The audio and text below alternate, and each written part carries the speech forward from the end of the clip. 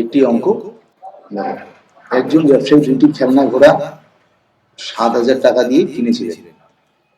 তিনি প্রথম ঘোড়াটি 12% লাভে এবং দ্বিতীয়টি 16% লাভে বিক্রি করেছিলেন এবং তার 1,050 টাকা লাভ হয়েছে।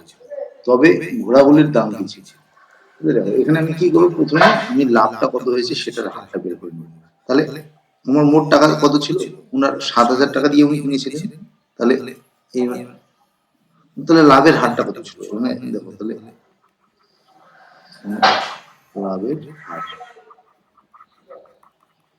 লাভের হার কত হচ্ছে, দেখো উনি কিনেছিলেন কত টাকা দিয়ে, সেটা নিচে হবে 7,000 টাকা।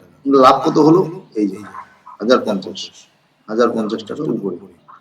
এবার এটা হলো 7,000 টাকার মধ্যে। এবার লাভের হারটা যদি আমি বার করতে চাই, আমি পার্সেন্টেজ চিন্তা করছি, তাহলে সেক্ষেত্রে কি হয়, এটাকে 100 দিয়ে গুণ করতে হবে।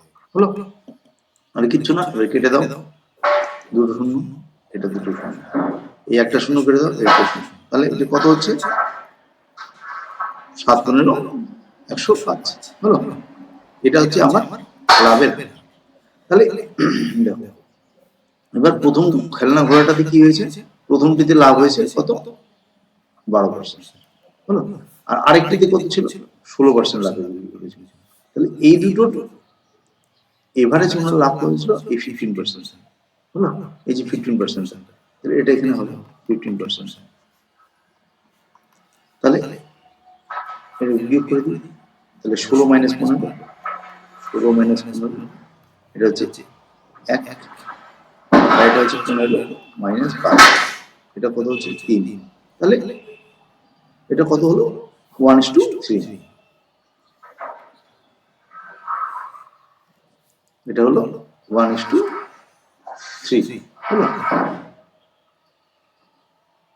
1:3। তাহলে দেখো এবার 1 + 3, এটা হচ্ছে 4 ইউনিট। 1 + 3, এটাই তো তার ঘোড়াগুলির দাম, মানে হচ্ছে 4 ইউনিট।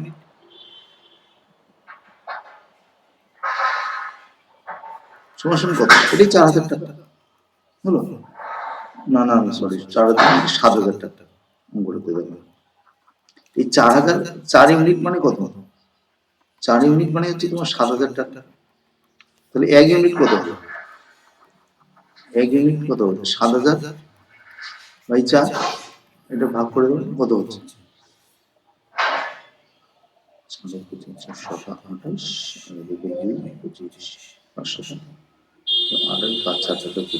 1750 টাকা।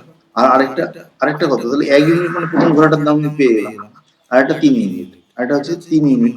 তাহলে 3 ইউনিট কত হবে, 1750 গুণ 3 করলেই হয়ে গেল।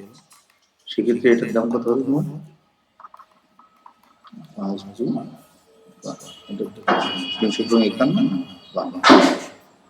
তাহলে এটাই হচ্ছে, তাহলে প্রথম ঘোড়াটার দাম হচ্ছে তোমার এটা, আর দ্বিতীয় ঘোড়াটার দাম হচ্ছে এটা। এটাই হচ্ছে তোমার অ্যান্সার।